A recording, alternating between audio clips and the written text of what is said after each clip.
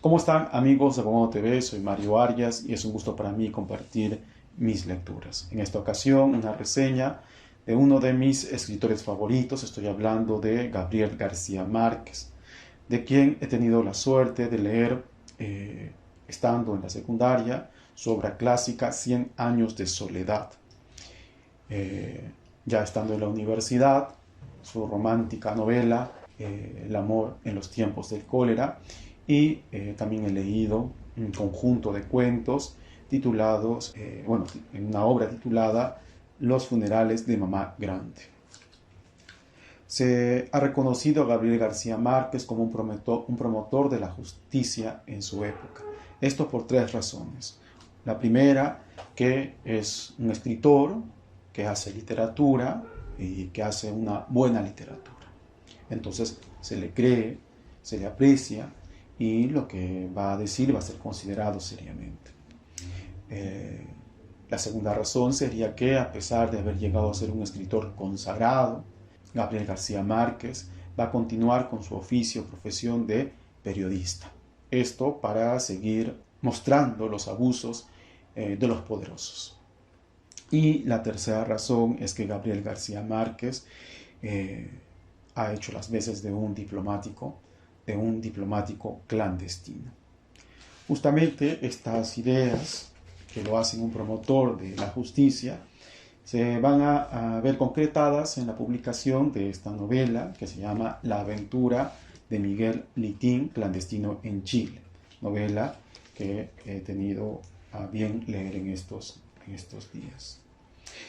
En esta novela se habla acerca de la travesía que hiciera Miguel Litín, un famoso cineasta chileno que habría apoyado a Salvador Allende y por ende tendría razones la dictadura de Pinochet de mandarlo al exilio. Tras 12 años de exilio, él volverá a Chile clandestinamente para hacer un reportaje, un documental, donde se pueda ver cómo es que la sociedad chilena es en el contexto de la dictadura de Pinochet. Esta historia grandiosa, Miguel Litín se lo va a contar a Gabriel García Márquez en una charla que probablemente habría durado una semana, allá por el año de 1985. Y de esa entrevista es que Gabriel García Márquez hace esta novela, La aventura de Miguel Litín, clandestino en Chile. La novela nos va a contar en primera persona la vida de clandestinidad de Miguel Litín como un personaje. Debemos entender esto claro. No es ya Miguel Litín, el ser humano que existió, amigo de Gabriel García Márquez, sino es un personaje. Que la novela está basada en la historia de Miguel Litín, es cierto. Que casi todo lo que escribe es lo que habría pasado a Miguel Litín, es cierto. Pero debemos entender que aquí lo que se está mostrando es algo literario y que quizás algunas de las reflexiones que vamos a citar son las del personaje literario, ¿no? que ha creado Gabriel García Márquez.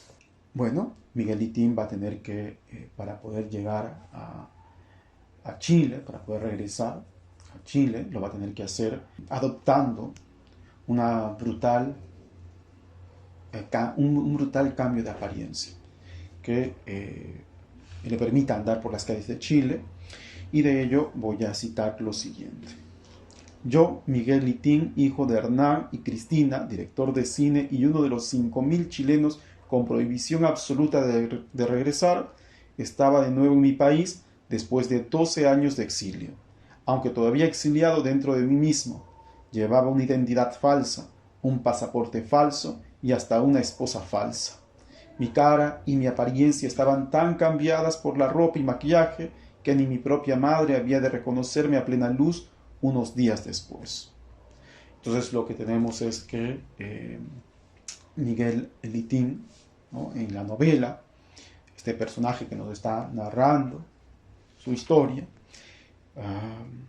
nos va a sumergir en la dictadura de Augusto Pinochet, dictadura que, como sabemos, se inició tras el golpe de Estado que se diera contra Salvador Allende en el año de 1973. donde Augusto Pinochet utilizó tácticas terribles, podríamos decir tácticas terroristas, como es la desaparición de personas, la tortura, ¿no?, logrando controlar todas las dimensiones de la sociedad chilena, como son el trabajo, la vida cotidiana, la de los universitarios, la de las bellas artes como el teatro, etc. Y de esta manera imponiendo a la sociedad chilena el miedo. Miedo que justamente logra hacernos sentir Gabo con su literatura. Miguel Litín describe qué es lo que ve en su papel de empresario uruguayo, que está haciendo pues algunos negocios allá en Chile, ¿no? Y se sorprende en un primer momento de la ciudad de Santiago. Se sorprende de qué es lo que ve al salir del aeropuerto, algo que no estaba pensado, ¿no? Un Chile moderno y no atrasado, un Chile tranquilo, aunque poco a poco se va dando cuenta de que existe una atmósfera triste y solitaria.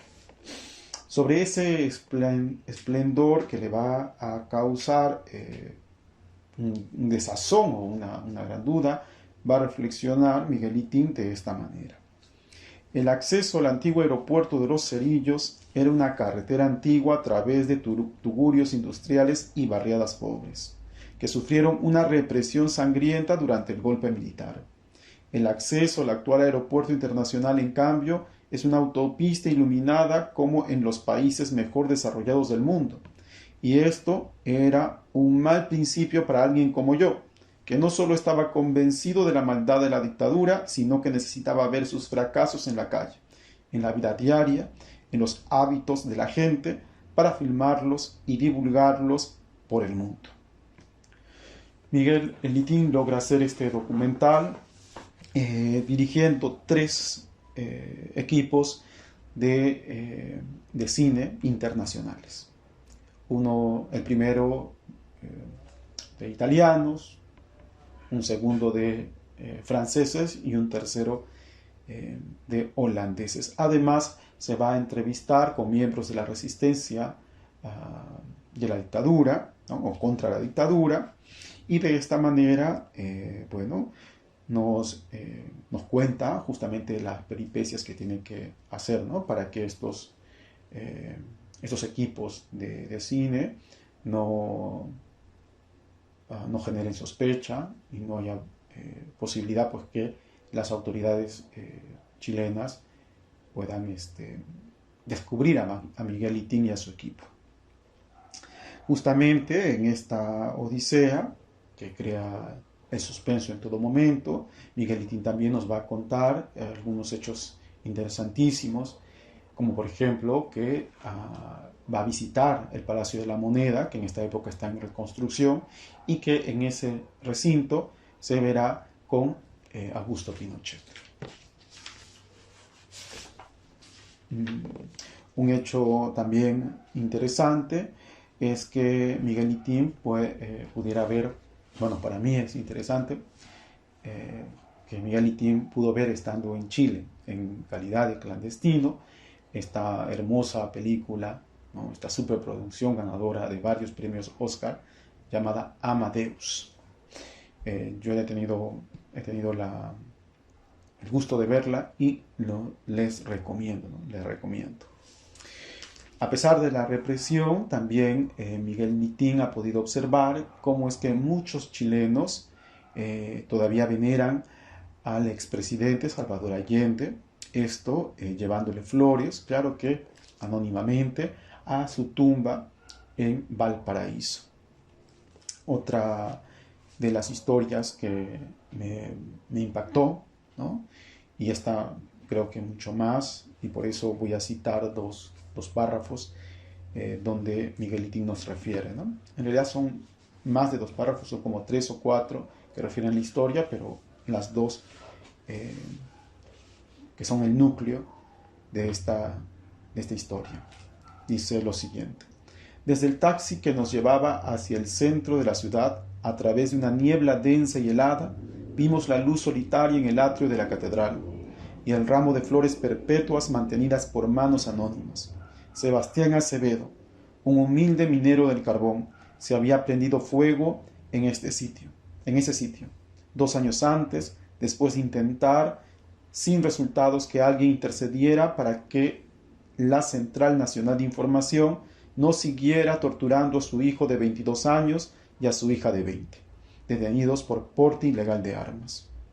Sebastián Acevedo no hizo una súplica, sino una advertencia. Como el arzobispo estaba de viaje, habló con los funcionarios del arzobispado, habló con los periodistas de mayor audiencia, habló con los líderes de los partidos políticos, habló con dirigentes de la industria y les dijo lo mismo. Si no hacen algo por impedir que sigan torturando a mis hijos, me empaparé de gasolina y me prenderé fuego en el atrio de la catedral. Algunos no le creyeron, otros no supieron qué hacer. En el día señalado, Sebastián Acevedo se plantó en el atrio, se echó encima un cubo de gasolina y advirtió a la muchedumbre concentrada en la calle que si pasaban de la raya amarilla se prendería fuego. No valieron los ruegos, no valieron órdenes, no valieron amenazas. Tratando de impedir la inmolación, un carabinero pasó la raya y Sebastián Acevedo se convirtió en una hoguera humana. Este sacrificio de Sebastián Acevedo, por cierto, no fue en vano, porque sus hijos dejaron de ser torturados, o al menos eso da a entender la historia, ¿no? Por ejemplo, que Sebastián Acevedo, estando en el hospital, puede llegar a ver a su hija. Bueno, su hija llega a hablar con él, porque no le permiten en ese estado a ella verlo. Por cierto, la plaza donde él se sacrifica, por esas épocas, va a llevar el nombre de Plaza Sebastián Acevedo.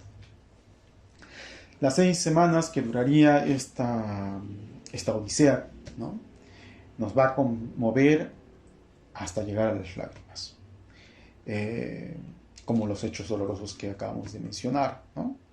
Los más dolorosos en sí para Miguel Litín es el que tiene que ver con su mundo interior, en el que él es obligado a no poder ser él mismo.